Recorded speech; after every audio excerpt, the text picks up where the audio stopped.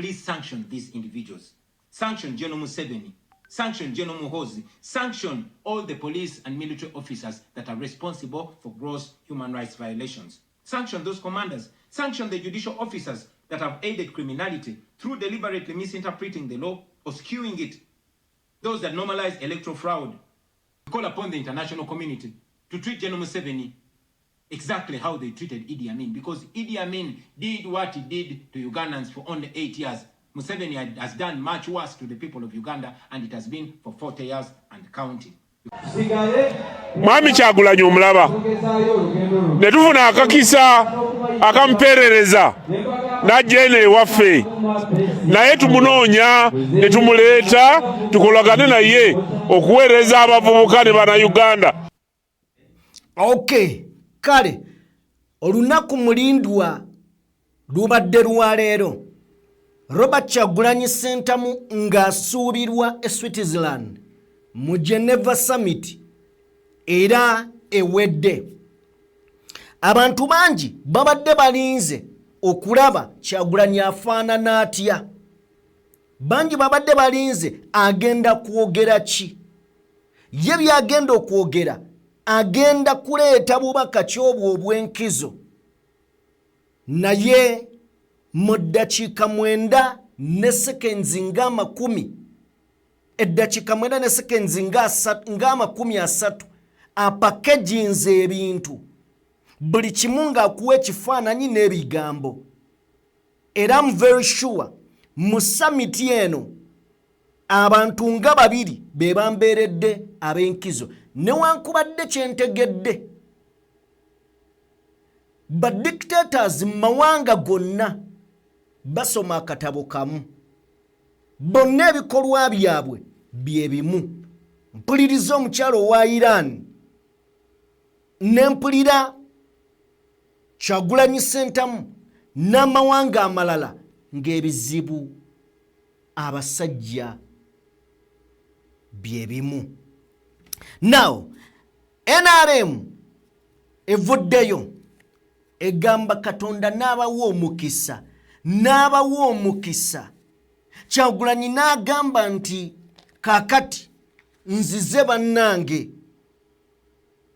bayinza okweyanza ne bakuuta n'amavi wansi.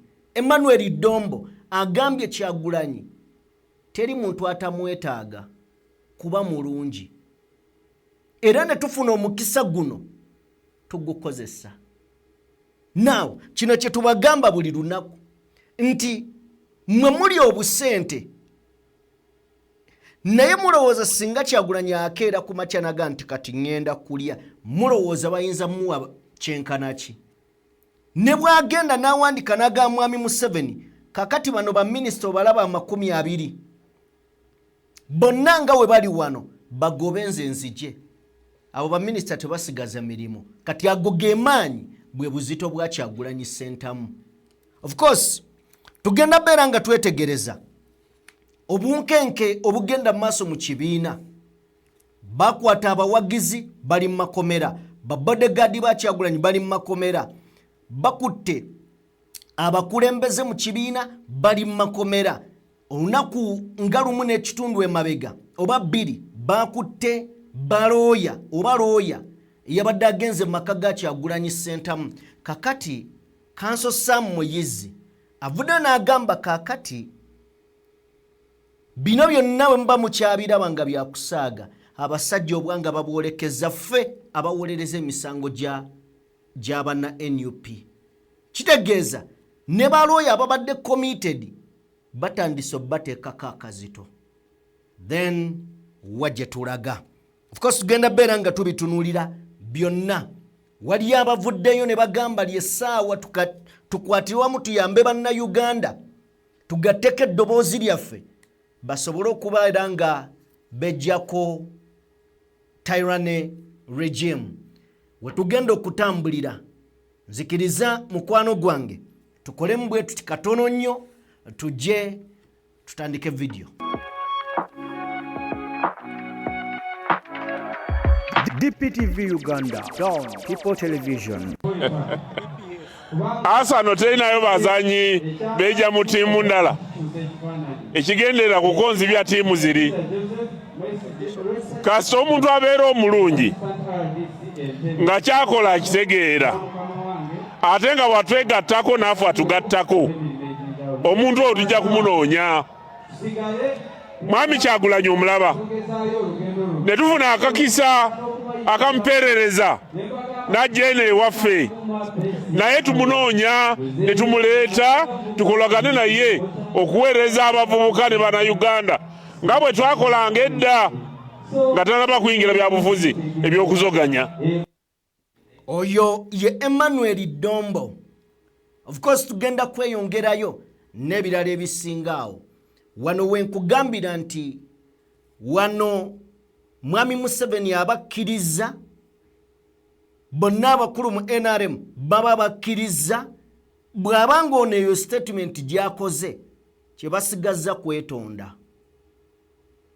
Kye basigazza kugamba nti twetonda byonna bye tuzze tukola naye taata jangu tukole ffenna. Akazito ko tutaddeko kamala. Of course tugenda beera nga tubiraba mbaanirizaako basebo ne bannyabo buli omu gy'osinziira okubeera ng'otugoberera abali mu bitundu by'ensi eby'enjawulo mwebale nnyo mwebalire ddala okubeera ng'ate mutwegasseeko. Tutambula ne Sheikh Ashraf omusomi era omulombi wa dduwa munoonyeeko gwe ayina ebizibu eby'enjawulo asobole okubeera ng'ate akuyamba ku nnamba y'essimu esembye 711 mukubireko ye tatya mukaabira bizibu bimukaabire kuba asobola okubimala munoonye asobola okubeera ng'ate akuyamba. Nzikiriza tutandikirewo emboozi zaffe katugende katugende buterevu nnyo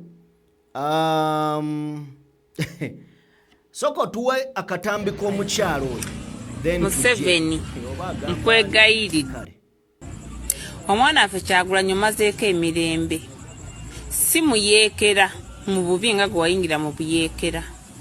Musajja alwanirira ensi ye n'emirembe naye baganda be bazze mu kukyayira mulamu waabwe n'obagoba.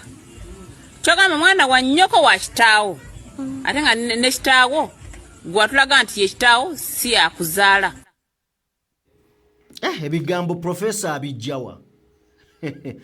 Profesa gw'obijjawa nti si ye taata we. Anyway, obusungu bungi naye nzikiriza tuveeyo. Bwe tuba nga tuvuddeyo njagala kusooka kulaga biki ebyabaddewo nga Kyagulanyi Ssentamu tannaba kubeera ng'ayogera wabula okwesunga obubaka bwe okuva mu bakulu okuva mu babede mu banene ababadde bali mu lukuŋŋaana luno. Wabaddewo okwesunga si kukwo gwe wekka munnayuganda nkimanyi gwe Kyagulanyi obadde omulinze ng'ambaga n'emirimu mugireseewo ne mugamba tusooka kulinda mukulembeze agenda kwogera ki bannanga alabika atya stress temususseeko yataddemu essuuti ye bulungi nnyo era kyateerabidde ku ssuuti kwe kuteekako fulaaga y'eggwanga najja naye okulaga nti si gwe obadde omwetegekedde waliwo ate ababede ababadde bamulinze. Njagala owulirize ku bigambo byabwe. Abamu bagamba twasembayo mulabako mu Geneva Summit eyasembayo ne kaka twagala omuwuliriza soko tuwe akatambi ako. Hello, I'm Phil Benyon. I'm Vice President of Liberal International. I'm at the Geneva Summit for Human Rights and Democracy, where Bobby Wine's going to be bringing us his words this afternoon. I met him here 3 or 4 years ago. We've met several times since in Africa and in Europe, and we wish him all the best. Of course, we know the situation in Uganda is very difficult. And that the regime is not following, allowing free and fair elections. So we wish him best for the future and to keep the fight going, because eventually you will win through. So this is my words to you, and I look forward to hearing Bobby this afternoon. Yes, and what message do you have for our President Bobby Wine in particular? Yes, well, in particular is to keep the fight going, because you will win in Uganda in the long term. Just keep fighting on. This is my my message. Museveni won't last forever. His son is really quite erratic. I think you will eventually win through popular demand that they will get rid of this current government. People power, yes. Our power. People power. Our power. Okay, kale kirungi nnyo okufuna obubaka okuva mu bantu bwe batyo nga buzzaamu amaanyi nga tebukukakkanya bukakkanya wabula obugambo b'ebigambo byaweereza Kyagulanyi nga ye ayongere tapowa ayongere okubeera ng'alemezaako naye ne bye tulaba kati biraga nti wali nnyo watuufu. Eno mu Uganda teri kirumya mutwe, teri kisumbuwa nga musajja okubeera ng'omunoonya naye nga buli kyayagala akikola.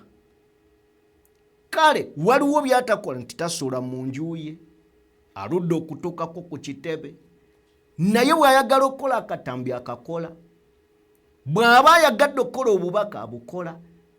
Mumunyonyogedde ne mumunyonyogera vaayo yabagamba ajja kuvaayo ye wanaawulira ayagalira, ye wanaawulira nti kakati wano wempulirira emirembe kanveeyo. Now njagala buterevu nnyo tugende tusooke tulabe Bobi Wine yapanze ebigambo, yakutte ebifaananyi eby'ensonga, yakutte mu ddakiika 9 akutte emboozi n'agikuwa nga toyagala kumala giwuliriza, ng'ewooma ennyuma ng'agiwadde eddoboozi tone gye weetaagira ddala okuliwuliriramu, facial explanation nga kagamba kabadde kawoomu sagala anakulwawo kubeera nga nkakuwa nga tetunnabagenda mu luloddo genda wala, nzikiriza nkuwa emboozi eno, njagala tugigende buterevu. Okay? Freedom fighters and human rights activists from all over the world, ladies and gentlemen. This is my second time speaking at the Geneva Summit for Human Rights and Democracy, and I'm very grateful to the organizers for making it possible for me to speak to you today. In 2022, I spoke about a country that I call home, Uganda, a nation of 50 million people living under the violent military dictatorship of General Yoweri Museveni, who has for 40 years twisted the law and used the military to stay in power. I told you of how I ran for president against him in 2021, how it was the most violent political campaign yet, and how he massacred hundreds of our people on the 18th and 19th of November 2020. How he shut down the internet on the eve of the election, imprisoned me inside my home for weeks, and then declared himself winner of the 2021 presidential election. Now, it is 2026, and here I am again, speaking to you at the Geneva Summit. Nothing has changed for the better, only going from bad to worse. Despite what happened in 2021, we were driven by hope to give it another try. So in 2025, I announced that I was running for president again. For 112 days, I traveled across the country campaigning, and the population turned up overwhelmingly. Yet again, our campaigns were violently attacked, our supporters were murdered, we were blocked from reaching many places, and were also blocked from several media stations. As usual, Museveni shut down the internet again, this time 3 days to the election. And what happened thereafter was not an election, but a military operation. The election was so rigged to the point that even at the polling station where Museveni voted for, he got much more votes than the actual registered voters in the register. Our polling agents in several places were arrested and whisked away. Several of our party officials were arrested and many abducted. 2 female deputy presidents of our political party were abducted and held incommunicado in a military barracks for 3 weeks before being thrown into a prison where they are languishing right at this moment. The military was deployed on our streets, shooting on spot whoever dared to challenge the criminality. It was under these circumstances that Museveni yet again declared himself winner of the election, this time with over 70% of the vote. Right now, I'm speaking to you while in hiding. This is because as soon as the election was finished, Museveni's son, who is also chief of the Ugandan military, issued an order to take me to him, dead or alive. The military acted on his order and raided my home. They tortured my family members, humiliated and undressed my wife, accusing her of hiding me. Meanwhile, they were recording and taking pictures of her, which the military chief later on shared on Twitter and bragged about capturing my wife. They also took over my home and surrounded it, and they are occupying my home as we speak right now. My wife and children had to flee the country for fear of their lives. I am in hiding, but I don't want to be in hiding. It was necessary though, so I can stay alive and be able to speak to you right now. I've said it before and I say it again, that I'll resurface at the right time in my country. I feel like the international community has abandoned us. They've ignored us and they've left us to the fate of dictators. When I ran for president in 2021, Museveni and his thugs denied their crimes. They killed our people and denied it. They tortured people and denied it. They raided our houses and denied it. General Museveni has been a smart dictator because he puts on a suit, goes to the West and to the UN, speaks very nicely about democracy and human rights, but realistically, he does not mean any of those. He talks about our so-called Human Rights Commission in Uganda, but the same person closed the UN Human Rights Office in Uganda 2 years ago because they dared to question him about his atrocities. Now that is how he has been able to maintain a facade of democracy for 40 years and counting. But now Museveni is 83 years old, and his 51-year-old son, Muhoozi Kainerugaba, commands our military, the Uganda People's Defense Forces, more like Uganda's defense against its own people. And he's effectively in charge. Unlike his father, Muhoozi does not play the role of a good dictator. He openly and shamelessly says despicable things on social media. On Twitter, he openly confesses and brags about committing atrocities against the people of Uganda. When he was summoned by Parliament, he called Parliament a house of clowns and fools, and he threatened to arrest all of them. He describes judges of the Supreme Court of Uganda as clowns in wigs, and he has threatened to crush all journalists that dare to criticize his actions. In April last year, he abducted, detained, and tortured my close friend and bodyguard called Eddie Sebufu, also known as Eddie Mutwe. He later on posted on Twitter naked pictures of Eddie, boasting that Eddie Mutwe was in his basement learning Museveni's mother tongue, Runyankole. Last month, he bragged about killing 22 of my friends, and he said that he's praying that I am the 23rd person for him to kill. In other words, Museveni and his son no longer fear international retaliation for their crimes. They've been so emboldened by your lack of action.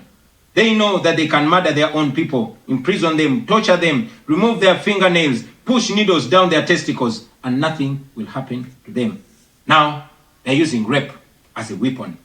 Boys and girls, men and women, people of all ages have reported being sexually assaulted by Muhoozi's military. And it's not rare. The majority of the people that they capture and unlawfully imprison have reported being raped, whether men or women. It is no longer possible, ladies and gentlemen, for the international community to deny Museveni's violence and atrocities. It's all over social media. And today, I am talking about it to you. Now, this is our call to action. The way I see it, if the international community continues to be complacent, then Uganda will go from bad to worse. Museveni and his son's military will massacre many more innocent Ugandans. You, ladies and gentlemen, in the Western world, will be forced to grapple with millions of Ugandan refugees pouring into your countries. And maybe then, the international community will come and commiserate with the people of Uganda, just like they did after the genocide in Rwanda, but it was too late. The second option is that the international community rises to the occasion. You stand by the values that you profess, democracy and human rights. You can rein in on General Museveni and his son through targeted sanctions as well as financial and legal pressures. Ladies and gentlemen, Ugandans are not seeking for pity. Ugandans are only seeking to see the world take action against the individuals that have violated their rights for far too long.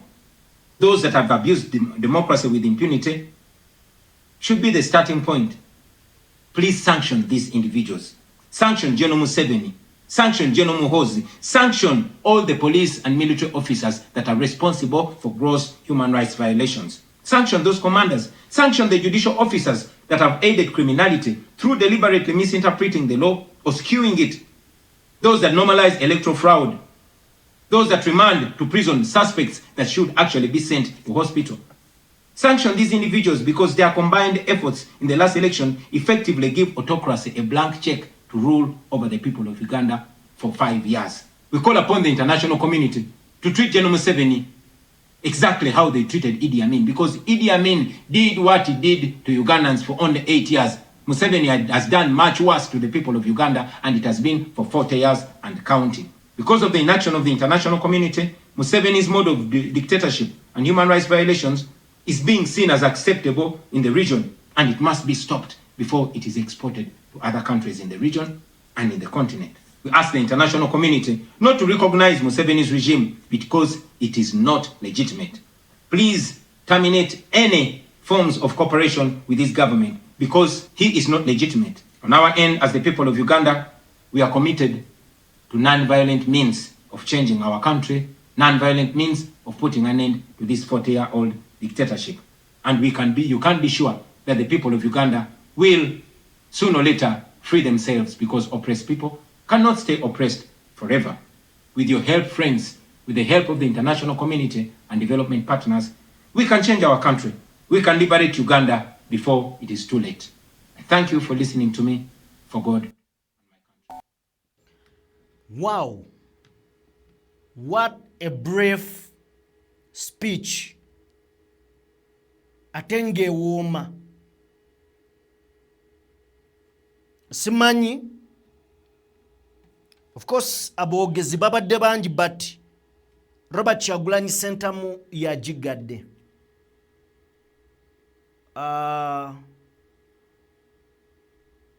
Simanyi gwe ndowoozayo ku bigambo bya Bobi Wine.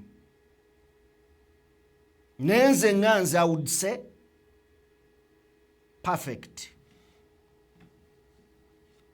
Kugamba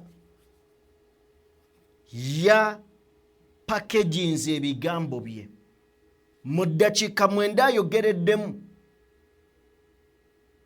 buli kiyabadde nkimanyi bingi byanditaddemu, naye olw'obufunda bw'obudde yanoonyeza those key points z'abaasoosowaza okusinga ebirala. And I think totally disappointed ne speech ye. Nze siri disappointed yadde n'akatono at all. Omuntu omulala eyayogedde ye mukyala owa Iran. Ngenda kuwaako ono yatuuse n'okutabukira EU ne UN yabatabukidde, naye tugenda mulaba. De kansooke nkuyiseeko wano. Kanso Sam Muyizi avuddeyo n'anokola ekyama. N'agamba nti muve ku kugamba nti bakwata bannansi abawagira Kyagulanyi. Eyo amasimu gammwe nga bagakebera nti oba oyina ekifaananyi kya Kyagulanyi oba oyina ki, ne bakicekera ne bakebera ne bakukwata, n'abalala be bazze bakwata bannansi. Ne kijja ne kiyingira abakulembeze nga b'okuntiko mu NUP bali mu makomera, abamu abamyuka ba Kyagulanyi. Kakati omuyiggo gwavuddeeyo gwazze kuba looya. Ekibuuzo kiri nti lwaki mmwe mulemerako bano tubasiba lwaki mulemerako okubajjayo? Awo oddiramu n'ojjukira ekigambo kya Daily Monitor omutwe gwe yakuba nti by rule of law. Till we meet again. Kidda.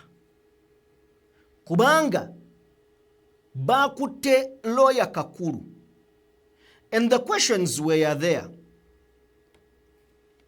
Duachi is a lawyer to the family, to the party. Duachi bamukutte. Then later evening ne bamuta. Bamuwa bondi nga buli omu yeebuza kati yaki. Yakoze eki.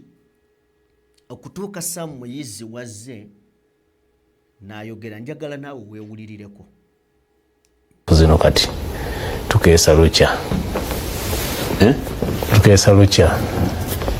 Kubanga kati mu kusooka twalowoozanga nti abantu baffe tuwolereza be balinako obuzibu.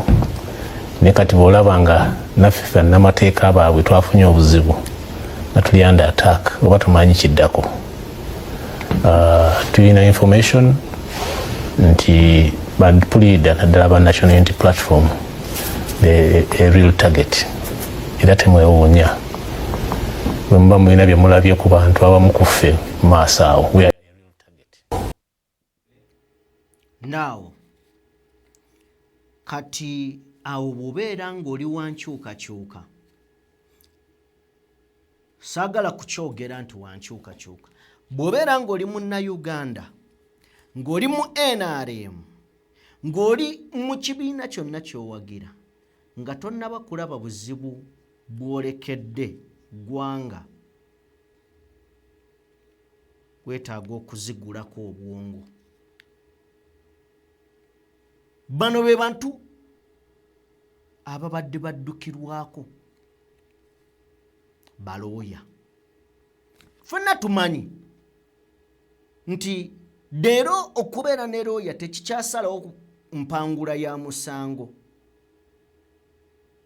Nti leero luli looya abadde ng'ajja n'ayolesa obukugu bwe okusinziira ku mateeka ge yasoma n'obumanyi bwe n'akuggyayo. Leero osanga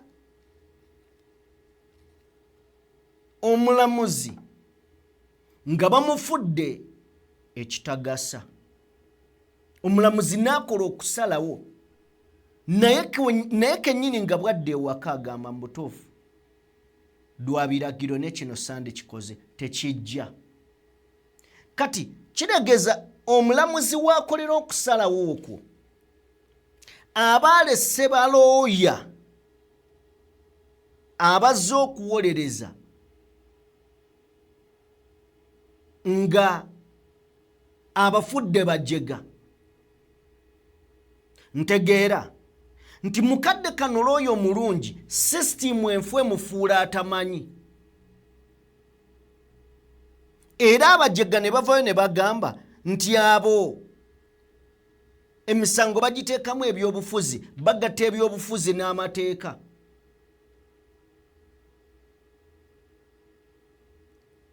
Kubanga system eri corrupt yakurashinga.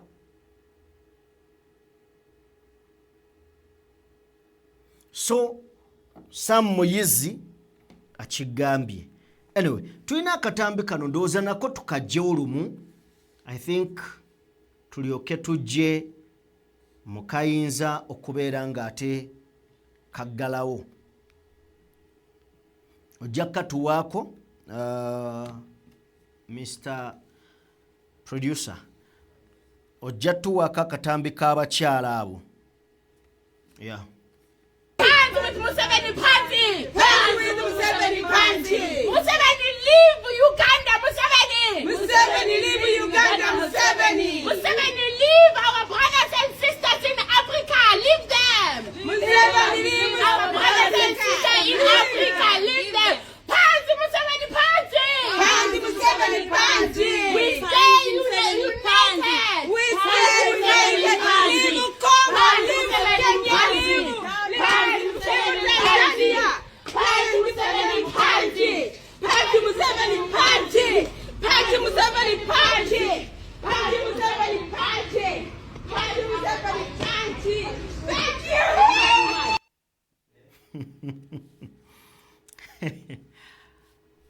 kale tuveeyo bwe tuba nga tuvuddeyo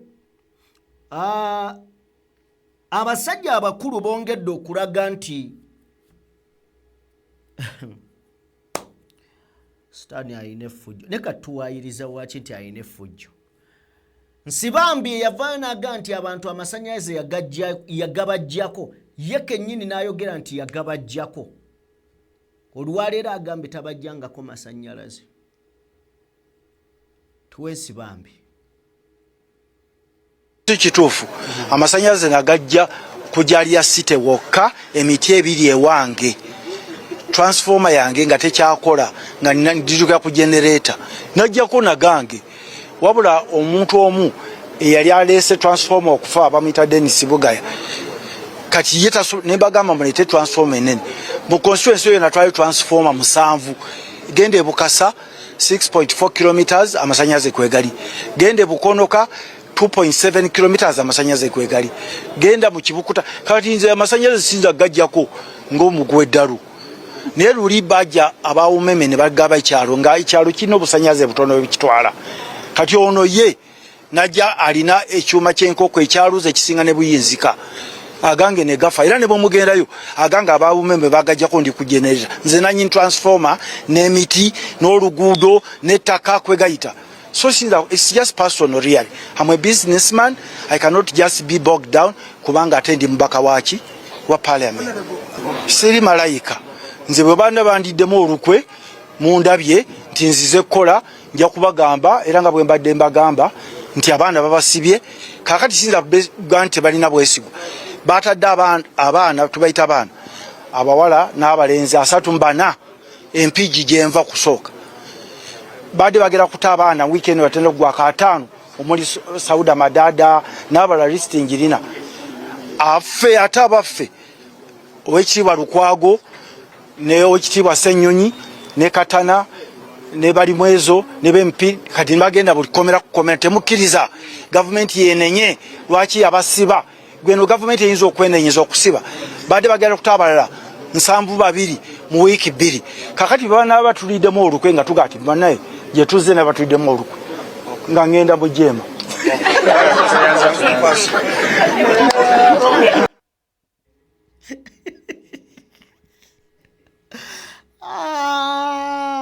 kakati ligambye mbu babadde bagenda kuta abantu 50 okuli ba Sauda Madada mbu Joel Ssenyonyi bali mwezo Benjamin Katana Lukwago Elias ne bagenda mukomera ne babaga temukiriza government emale benenyeza gwe omanyiri ne sajja lirimba liwaayira mbu waliwo abalala 7 be babadde bagenda okuta wiiki ejja nyego wawuliddeko be baatadde ligambye waabwe baataddeyo bameka